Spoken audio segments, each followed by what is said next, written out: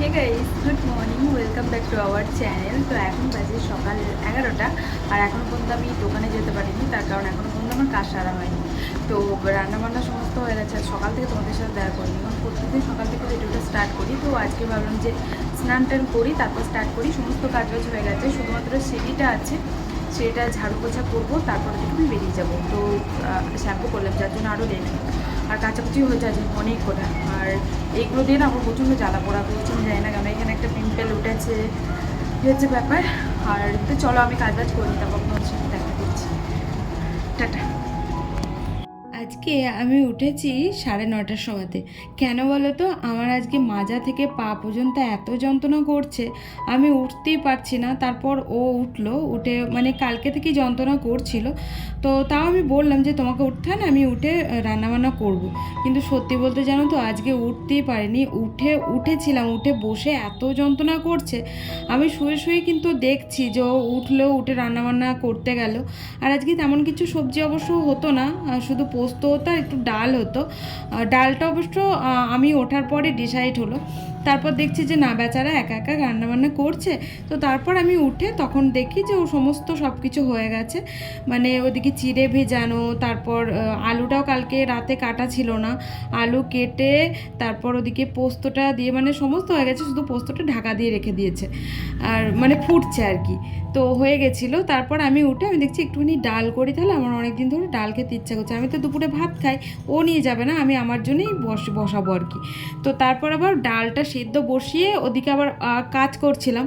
আর কাজ করতে করতে মানে আমার মনেই নেই যে ডালটা আমাকে আর কি সম্বর দিতে হবে, ছুঁকতে হবে। তো তারপর হঠাৎ করেই স্নান টান করে এসে আমার মনে পড়লো যে ডালটা তো এখনও বাকি আছে।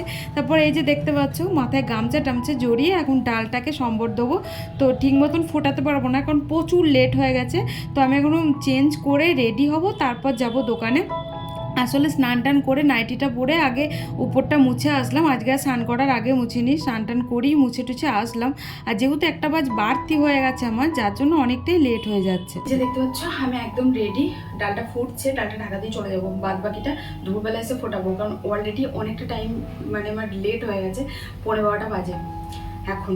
আমি এখনো পর্যন্ত দোকানে যেতে পারিনি, ভাবে কতটা লেট হয়েছে। আজ পুরো রেকর্ড লেট। প্রচুর দায়িত্ব যখন একটা মানুষের কাঁধে এসে পড়ে, তখন মানুষের নাওয়া খাওয়া সব কিছু কিন্তু ভুলে যেতে হয়। আর সেরকমই কদিন আমার হচ্ছে। মানে ঘরের না কোনো কাজে হাত দিতে পারছি, ঘরগুলো কতদিন ধরে ধুলো টুলো হয়ে পড়ে আছে, কিন্তু টাইমই হচ্ছে না সাফাই করার। বাইরে যে পরিমাণে রোদ্দুর, আমার বাইরে বেরোতেই ভয় লাগছে। আমার মনে হচ্ছে খাবো না, আমার খিদে টিদে নেই, বিশ্বাস করো। রোদ দেখে মাথা খারাপ হয়ে যাচ্ছে, এত রোদ।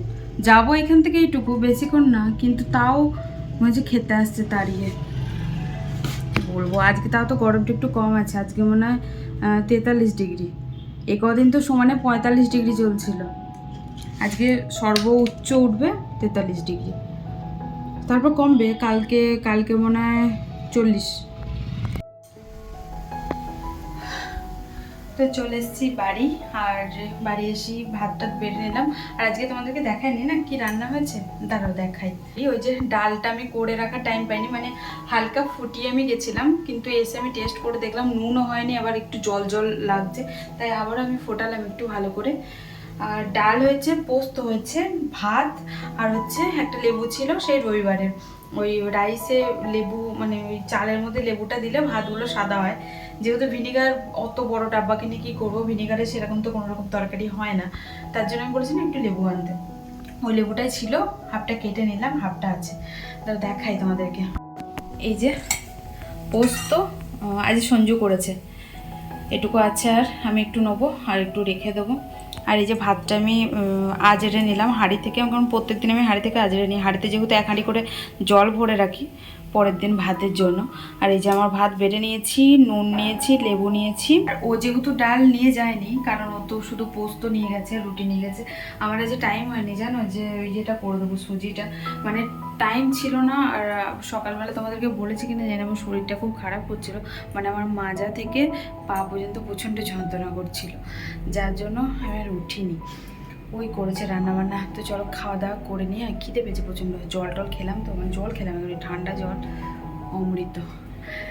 তো ফ্রিজ হলে আরেকটু ভালো হতো, কিন্তু যেহেতু মটকার জল, মটকা তো তার ঠান্ডাই আসছে, তো চল ডালটা মনে হয়ে গেছে, খাওয়া দাওয়া করে নিয়ে।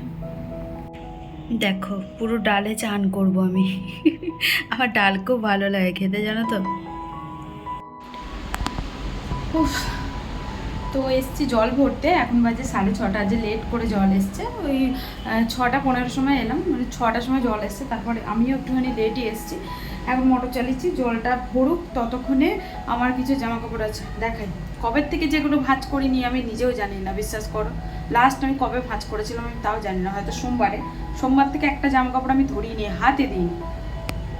এই যে সব এখন বসে বসে ভাঁজ করবো, দেখি সবগুলো না পারলে যতগুলো হয় ততগুলো ভাঁজ করবো। আচ্ছা, তোমাদের কাছে একটা কথা জানতে চাই আমি এই ভিডিওটার মাধ্যমে। তো আমার মনে হচ্ছে আমি না একটু ল্যাথখোর হয়ে যাচ্ছি।